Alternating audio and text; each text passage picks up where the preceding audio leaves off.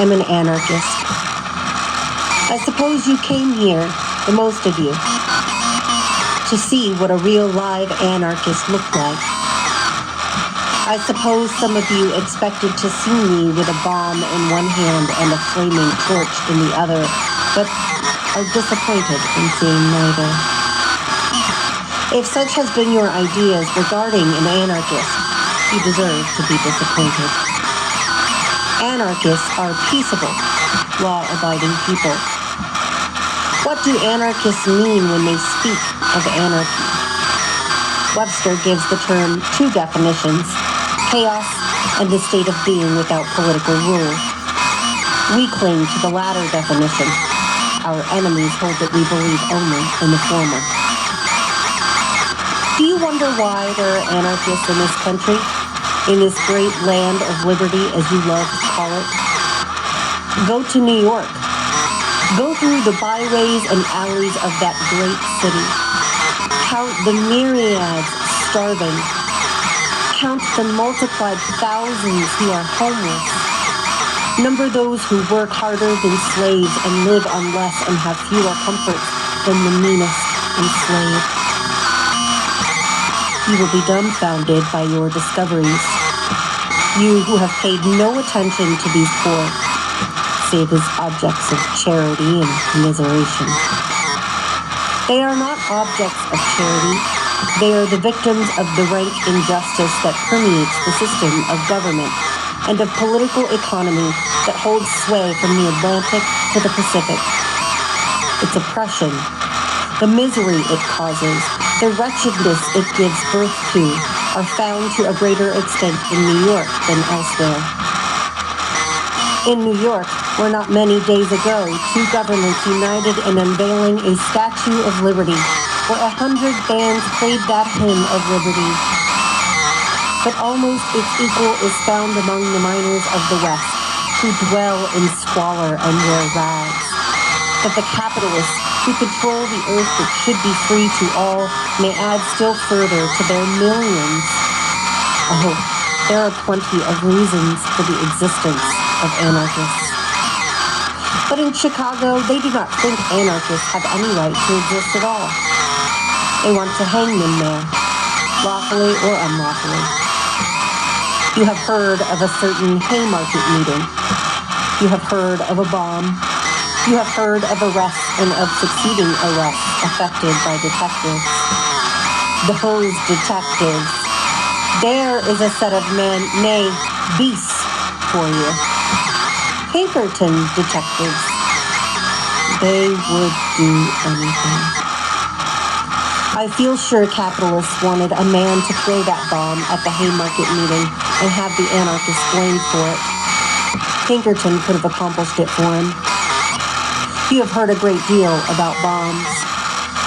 You have heard that the anarchists said lots about dynamite. You have been told that Ling made bombs. He violated no law. Dynamite bombs can kill, can murder. So can Gatling guns. Suppose that bomb had been thrown by an anarchist. The Constitution says there are certain inalienable rights, among which are a free press, free speech, and free assemblage. The citizens of this great land are given by the Constitution the right to repel the unlawful invasion of those rights. The meeting at Haymarket Square was a peaceable meeting. Suppose when an anarchist saw the police arrive on the scene with murder in their eyes, determined to break up that meeting. Suppose he had thrown that bomb. He would have violated no law. That would be the verdict of your children. Had I been there, had I seen those murderous police approach, and had I heard that insolent command to disperse, and had I heard Phelan say, "Captain, this is a peaceable meeting," had I seen the liberties of my countrymen trodden underfoot, I would have flung the bomb myself. I would have violated no law, but would have upheld the Constitution. If the anarchists had planned to destroy the city of Chicago and to massacre the police, Why was it they had only 2 or 3 bombs in hand?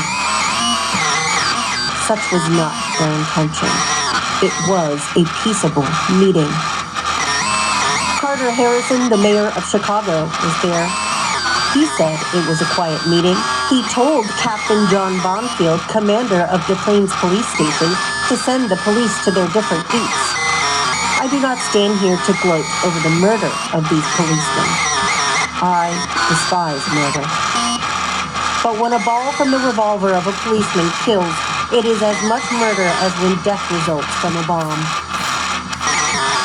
The police rushed upon that meeting as it was about to disperse. Mr. Simonson talked to Bonfield about the meeting. Bonfield said he wanted to do the anarchist stuff. Parsons went to the meeting. He took his wife, 2 ladies, and his 2 children along. Toward the close of the meeting, he said, "I believe it is going to rain. Let us adjourn to Zeth's Hall." Fielding said he was about through with his speech and would close it at once. The people were beginning to scatter about. 1,000 of the more enthusiastic still lingered in spite of the rain. Parsons and those who accompanied him started for home. They had gone as far as the Des Plaines Street police station when they saw the police start at a double quick. Parsons stopped to see what was the trouble. Those 200 policemen rushed on to do the anarchist stuff. Then we went on. I was in Zeth's Hall when I heard that terrible detonation. It was heard around the world. Tyrants trembled and felt there was something wrong. The discovery of dynamite and its use by anarchists is a repetition of history. When gunpowder was discovered, the feudal system was at the height of its power. Its discovery and use made the middle classes. Its first discharge sounded the death bell of the feudal system. The bomb at Chicago sounded the death bell of the wage system of the 19th century. Why? Because I know no intelligent people will submit to despotism. The first means the diffusion of power. I tell no man to use it, but it was the achievement of science, not of anarchy, and would do for the masses. I suppose the press will say I belched forth treason. If I have violated any law, arrest me. Give me a trial and the proper punishment. But let the next anarchist that comes along ventilate his views without hindrance. Well, the bomb exploded. The arrests were made, and then came that great judicial farce beginning on June 21. The jury was impaneled. Are you a knight of labor? Have you any sympathy for labor organizations? Were the questions asked each talisman. If an affirmative answer was given, the talisman was bounced. Hangman Gary, miscalled judge, ruled that if a man was prejudiced against the defendant, it did not incapacitate him for serving on the jury. For such a man, said Hangman Gary, would pay closer attention to the law and evidence and would be more apt to render a verdict for the defense. Is there a lawyer here? If there is, he knows such a ruling is without precedent and contrary to all law, reason, or common sense. In the heat of patriotism, the American citizen sometimes drops a tear for the nihilists of Russia. They say the nihilist can't get justice, that he is condemned without trial. How much more should he weep for his neighbor next door? The anarchist, who is given the form of trial under such a ruling. There were squealers introduced as witnesses for the prosecution. There were 3 of them. Each and every one was compelled to admit they had been purchased and intimidated by the prosecution. Yet Hangman Gary held their evidence as competent. It came out in the trial that the Haymarket meeting was the result of no plot, but was caused in this wise. The day before, the wage slaves in McCormick's factory had struck for 8 hours labor. McCormick, from his luxurious office, with one stroke of the pen by his idol, the ringed fingers turned 4,000 men out of employment. Some gathered and stoned the factory. Therefore, they were anarchists, said the press. But anarchists are not fools. Only fools stone buildings.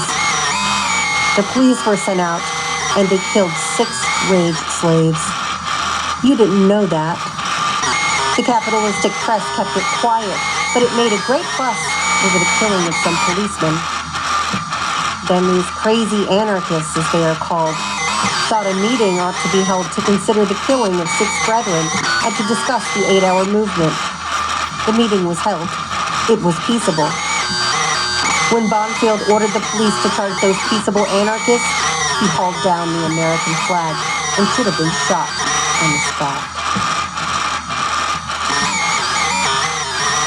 While the judicial farce was going on, the red and black flags were brought into court to prove that the anarchists threw the bomb. They were placed on the walls and hung there, awful specters before the jury. What does the black flag mean? When it was carried through the streets of a European city, it means that the people are suffering, that the men are out of work, the women starving, the children barefooted. But you say, that is in Europe. How about America? The Chicago Tribune said there were 30,000 men in that city with nothing to do. Another authority said there were 10,000 barefooted children in midwinter. The police said hundreds had no place to sleep or warm. Then President Cleveland issued his Thanksgiving proclamation, and the anarchists formed in procession and carried the black flag to show that these thousands had nothing for which to return thanks. When the Board of Trade, that gambling den, was dedicated by means of a banquet, $30 a plate, again the black flag was carried to signify that there were thousands who couldn't enjoy a 2-cent meal. But the red flag, the horrible red flag, what does that mean? Not that the streets should run with gore, but that the same red blood courses through the veins of the whole human race. It meant the brotherhood of man. When the red flag floats over the world, the idols shall be called to work. There will be an end of prostitution for women, of slavery for men, of hunger for children. Liberty has been named anarchy. If this verdict is carried out, it will be the death bell of America's liberty. You and your children will be slaves. You will have liberty if you can pay for it. If this verdict is carried out, place the flag of our country at half-mast and write on every fold, shame. Let our flag be trailed in the dust. Let the children of working men place laurels to the brow of those modern heroes, for they committed no crime. Break the twofold yoke. Bread is freedom, and freedom is bread.